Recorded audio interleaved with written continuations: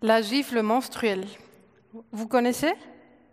Il s'agit d'une pratique, plus ou moins oubliée, où lorsqu'une jeune fille annonce l'arrivée de ses premières règles, sa mère ou sa grand-mère lui donne une gifle sur la joue pour lui souhaiter la bienvenue dans le monde des femmes.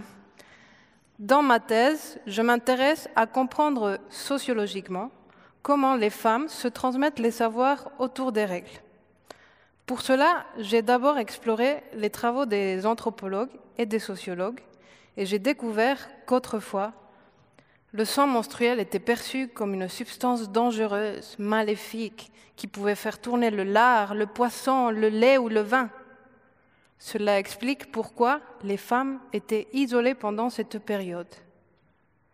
Ça explique aussi pourquoi, encore aujourd'hui, certaines grand-mères disent qu'une femme ayant ses règles ne peut pas faire une bonne mayonnaise. Vous y croyez, vous?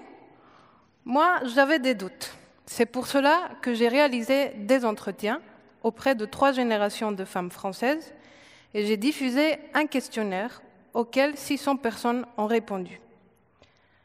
Mes résultats montrent que ces croyances ne sont plus courantes.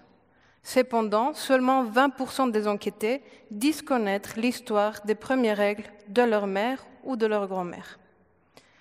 Actuellement, les jeunes générations sont beaucoup plus informées. Dès le collège, on apprend le fonctionnement du cycle menstruel. Les réseaux sociaux et Internet facilitent le partage des astuces et des conseils pour mieux vivre les règles. Et les nouvelles applications du suivi du cycle menstruel permettent une meilleure connaissance du corps. De plus, le gouvernement a annoncé le remboursement des protections réutilisables et le ministère de l'Éducation nationale a mis en place des distributeurs de protection périodique dans les établissements scolaires.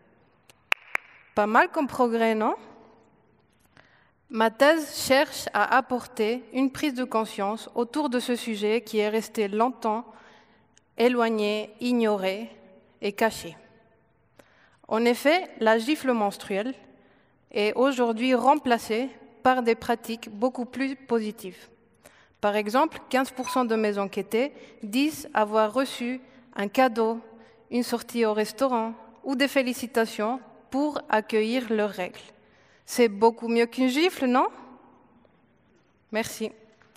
Merci beaucoup.